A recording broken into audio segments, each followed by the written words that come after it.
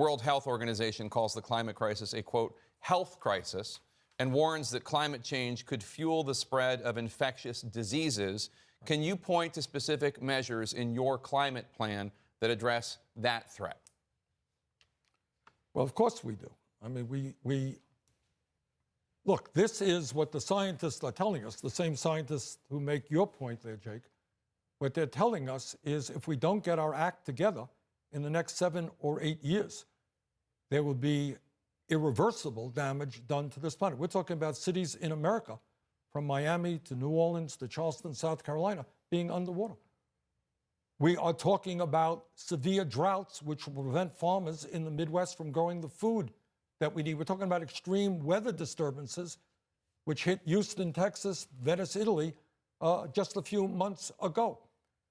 We are talking about the absolute need, and I want to hear Joe's position on this.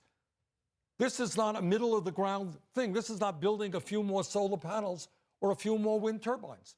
What this is about is transforming our energy system as quickly as we humanly can away from fossil fuel. It is insane that we continue to have fracking in America. It is absurd that we give tens of billions of dollars a year in tax breaks and subsidies to the fossil fuel industry. This has got to end, and end now, if we love our kids and future generations. Vice President Biden? First thing that President Obama and I were summoned to the the Defense Department for was to meet with all the chiefs. The single greatest threat to our national security, they said, is climate change. Single greatest threat to our national security. Because as populations have to move, because they can no longer live where they are, because their islands are sinking, because you saw what happened in Darfur with the change in weather patterns and the desert there, it causes war. It causes great migrations. Great migrations. They said that's the single biggest problem.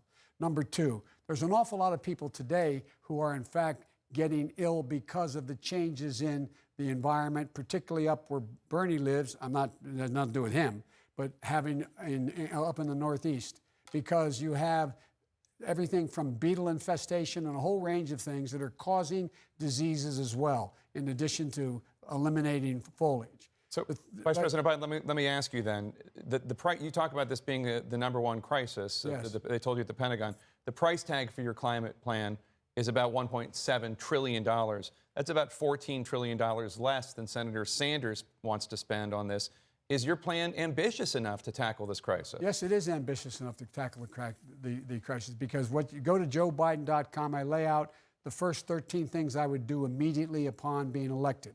Number one, we're going to once again reinstate all the cuts the president made and everything from the CAFE standards, how far automobiles can go, investing in light rail so that we take cars off the road, making sure we're in a position where we are now in a position that we put 500,000 charging stations in areas that, in fact, all new highways that we built, making sure that we spend $500 billion a year in the federal government paying for transportation, the vehicles we run. All of those being converted to be able to run on low carbon fuel and or be able to run on no carbon fuel at all by having them move into a direction that is all carbon free.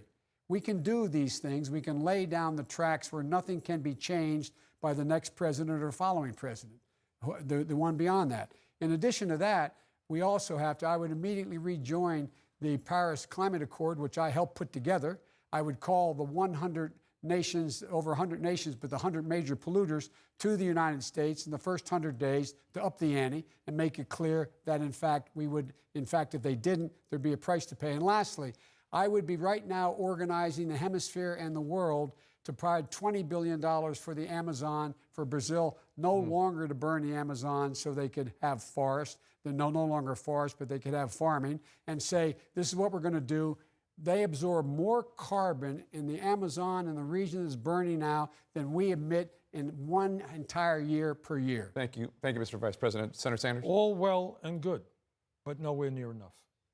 I mean, you mentioned we started this debate talking about a warlike situation in terms of the coronavirus. And we said we have to act accordingly. You said it. I think you're right. I said it. We have to act dramatically, boldly, if we're going to save lives in this country and around the world. I look at climate change in exactly the same way. It's not a question of re-entering the Paris Accord. That's fine. Who cares? Not a big deal. The deal right now is, do we have the courage? And this gets back to the point I'm trying to make all night long. Do we take on the healthcare industry and tell them their profits are not more important than healthcare for all? Do we take on the fossil fuel industry? Look, in terms of the fossil fuel industry, these guys have been lying.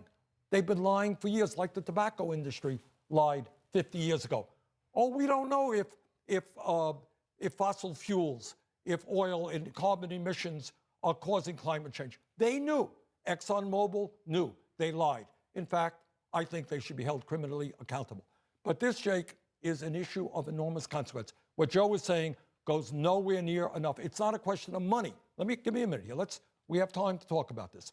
This is a world-shaking event. I understand. I just want to give him a chance to respond, and then we can come back Let's to you. stay on. We're staying on this issue. Number one, no more subsidies for fossil fuel industry. No more drilling on federal lands. No more drilling, including offshore. No ability for the oil industry to continue to drill, period. Ends, number one.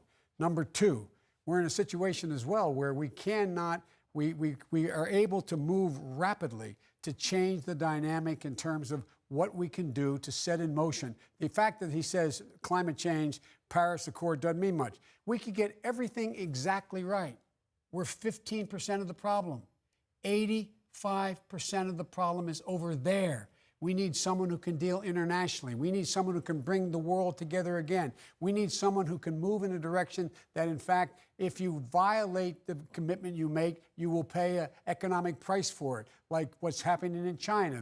They're exporting coal, significant coal. Thank you. Look, obviously, the Paris Accord is useful, but it doesn't go anywhere. If you laugh at Joe, then you're missing the point. This is an existential crisis. Bingo. You talk about, I'm talking about stopping fracking as soon as we possibly can. I'm talking about telling the fossil fuel industry that they are going to stop destroying this planet. No ifs, buts, and maybes about it. I'm talking about speaking to China. Well, I'm not sure your proposal does that. I'm talking about speaking to China, to Russia, to countries all over the world.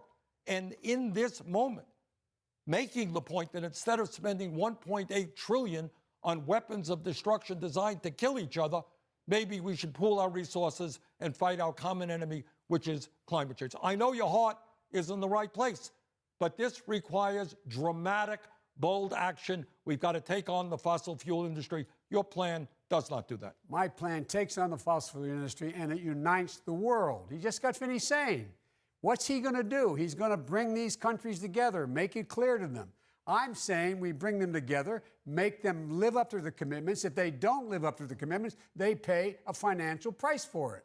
They pay an economic price for it because we can do everything. My state is 3 feet above sea level. I don't need a lecture on what's going to happen about rising seas. I know what happens. I watched the whole Delmarva Peninsula, just like it is in South Carolina and the rest. Something I know a little bit about. I wrote the first climate change bill that was in the Congress, which PolitiFact said was a game changer.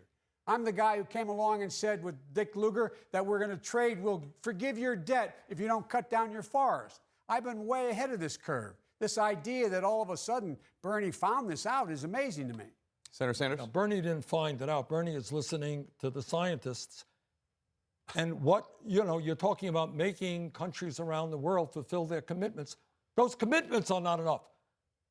What this moment is about, Joe, is that the scientists are telling us they underestimated the severity of the crisis. They were wrong. The problem is more severe. So all that I'm saying right here is that we are fighting for the future of this planet, for the well-being of our kids and future generations.